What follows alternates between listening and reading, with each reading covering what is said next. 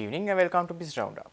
I am Tamiru Nimsat and we at our television bring you a collection of business highlights. Let's have a look at the headlines. President stresses the need for a proper disaster management framework. China extends official invitation to President AKD. The third review of the debt restructuring program concludes successfully. News in detail. President Anil Kumar Dissanayake said that merely strengthening institutional frameworks is not enough for proper disaster management, but a robust mechanism should be in place to implement these measures on the ground level. The President said this speaking at the swearing-in ceremony of Deputy Defence Minister Arun Jayasekara last week. අපේ රාජ්‍ය ගැන අපි ඉගෙන ගත්තේ ස්වභාවික අනතුරු අඩු ව්‍යසනයන් අඩු නායාම් නැති නේද එහෙම එකක් ලෙස. නමුත් අද ඇති වී තිබෙන තත්ත්වය අතර වෙනස්කමක් තියෙනවා. හැබැයි මේ එකක්වත් මම හිතන්නේ අපි ස්වභාවික අනතුරු කියලා හැඳින්වුවට මේ ස්වභාවික අනතුරු නෙවෙයි. අපි විසින් කැඳවා ගන්න ලද අපි විසින් නිර්මාණය කරන ලද අනතුරු. විශේෂයෙන් ගම් වතුර ගලන ප්‍රදේශ බැලුවොත් නායාම් මුහුණ දෙන ප්‍රදේශ බැලුවොත් ඒ සියලු ප්‍රදේශවල තිබෙන්නේ අක්‍රමවත් මිනිස් ක්‍රියාකාරකම් වල හේතුව. හැබැයි අක්‍රමවත් ක්‍රියාකාරකම් පාලනය කිරීම සඳහා ඒ පිළිබඳව අධ්‍යයනය කරලා සැලසුම් හදලා ක්‍රියාවන් පාලනය කිරීම සඳහා අපිට නීතිත් තිබෙනවා. අනපනක් තියෙනවා. හැබැයි කොච්චර අනපනක් තිබුණත් අපි අසමත් වී තිබෙනවා අක්‍රමවත් ක්‍රියාකාරකම් පාලනය කරන්න. ඒ නිසා මම ඕගලන්ට එක සහතිකයක් දෙන්න. ඒ නීති අනපනත් අනුව වැඩ කරන්න. ඒකට අපෙන් කිසි බාධාවක් එන්නේ නීති කඩන්න හරි අනපනත් උල්ලංඝනය කරන්න කියලා කියන්නේ නෑ. ඒ වගේම ඒ අනපනත් ප්‍රමාණවත් නැත්තම් ඔයගොල්ලෝ ශක්තිමත් කරන්න යෝජනා ඉදිරිපත් කරන්න අපි ශක්තිමත් කරලා දෙන්න. මොකද මේක කොතනකින් හරි අපි පටන් ගන්න ඕනකම තියෙනවා. පූර්ව වශයෙන් ඒ තියෙන නීති අනපනත් අනුව වැඩ කරන්න අපි ඒකට සහාය දෙන්න.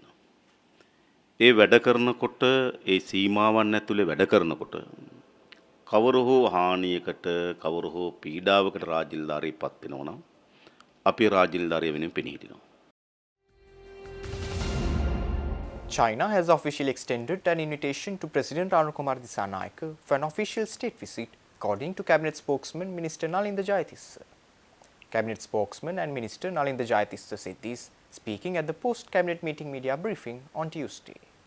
The invitation was conveyed by the Chinese ambassador during an official meeting. While dates for the visit to China are yet to be finalized, the announcement follows news of the President's upcoming first official visit to India in the third week of December.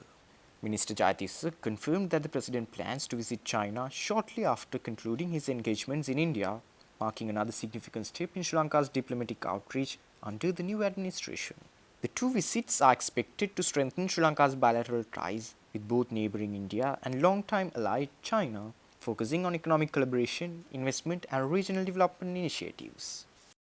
Speaking further at the weekly cabinet briefing, Cabinet spokesman and Minister Dr. Nalinda Jayatissa confirmed that Sri Lanka's budget proposals will be presented to Parliament on the 9th of January next year. Following the presentation, the second reading of the budget is scheduled for February 17th, with the debate on the third reading set to take place from February 27th to March 21st.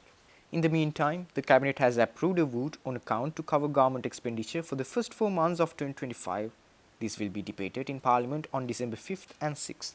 The vote on account ensures that the government can continue its operations while awaiting the passage of the full budget. The third review of Sri Lanka's debt restructuring program with the International Monetary Fund has successfully concluded. The discussions took place earlier at the Presidential Secretariat in Colombo last week.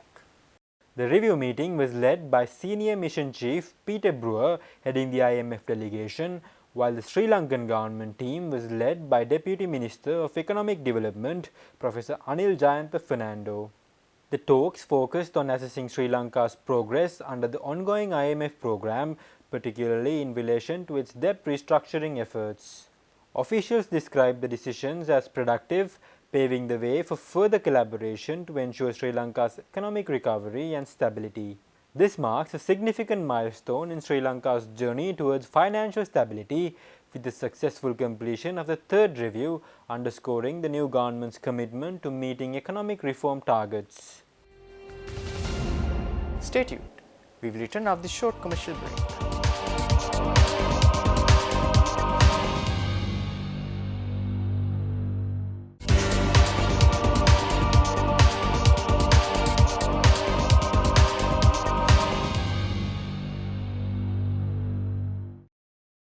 Welcome back after the break.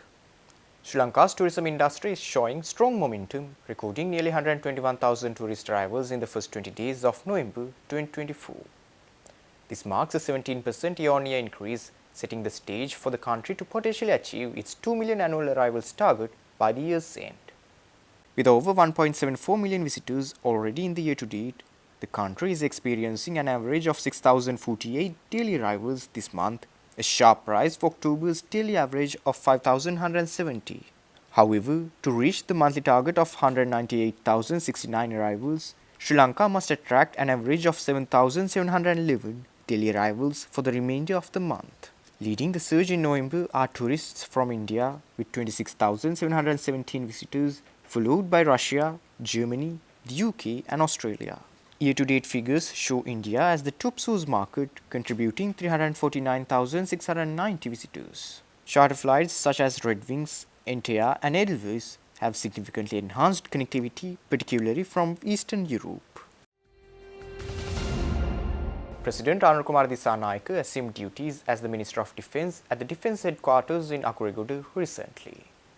Upon assuming duties, the President held a meeting with Tri-Forces commanders and senior Defence Ministry officials on ongoing and future initiatives aimed at bolstering national security and development.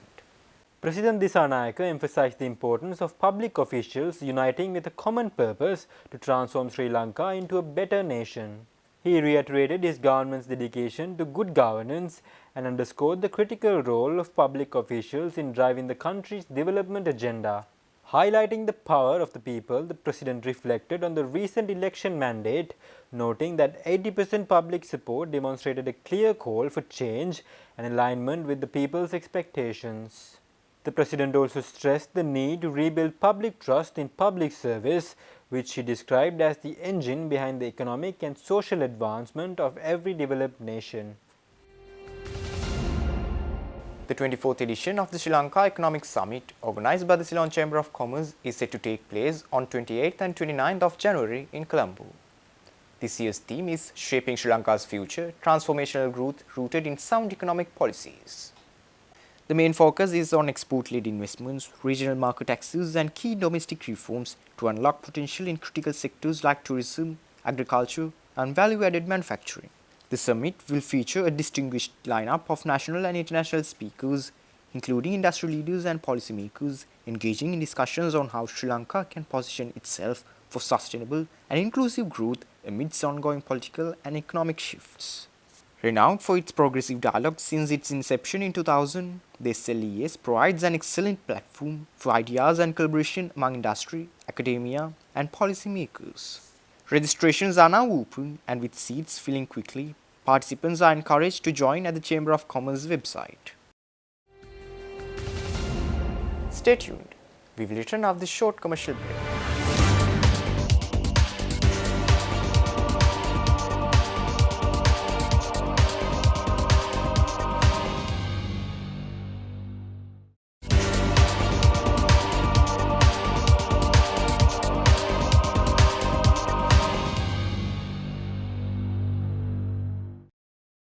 Welcome back after the break.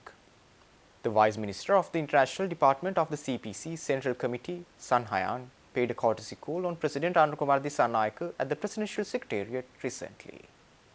During the meeting, Vice Minister Hayan commended the transformative political culture emerging in Sri Lanka under the new leadership.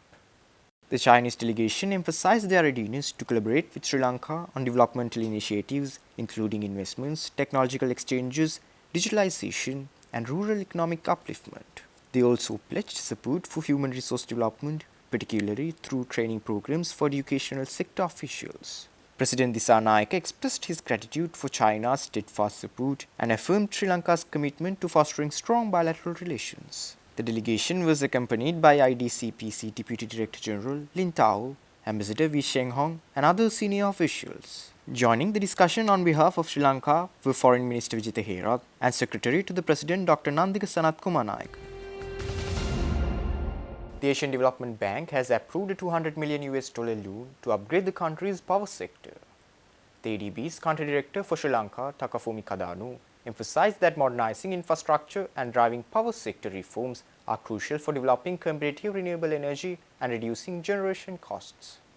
Sri Lanka achieved 100% household electrification in 2016. However, with peak electricity demand at around 2,800 megawatts in 2023, the country faces challenges in transitioning to a more sustainable energy mix. The government has set ambitious goals: 70% of electricity generation from renewables by 2030, carbon neutrality in electricity generation by 2050. The project also aims to strengthen the capacities of the Ceylon Electricity Board and Lanka Electric Company in managing renewable energy systems, adopting digital solutions and expanding rooftop solar hosting capacity. In an empowering initiative, career development programs for female employees at CEB and LICU, along with training for women-led groups and businesses, will also be introduced. Out of the total funding, $150 million will be allocated to the CEB and $50 million to LICU, with guarantees from the Sri Lankan government. The 60th session of the International Chamber of Commerce commenced in Colombo, focusing on fostering international cooperation in agriculture and economic development. The session was chaired by Minister of Plantations and Community Development Samantha Widyarathne and saw participation from a State Council delegation representing 21 countries. Speaking at the event, Minister Widyarathne emphasized the significance of rice cultivation as both an economic pillar and a cultural heritage for Sri Lanka. He called for global collaboration to enhance the economic impact of rice cultivation, underscoring its potential to contribute significantly to sustainable development. The Council session will continue its discussions and deliberations until 28 November, marking a pivotal moment for international agricultural policy and trade dialogues. With that, we wind up for today. For this and more, subscribe to our channel on YouTube and follow us on Facebook.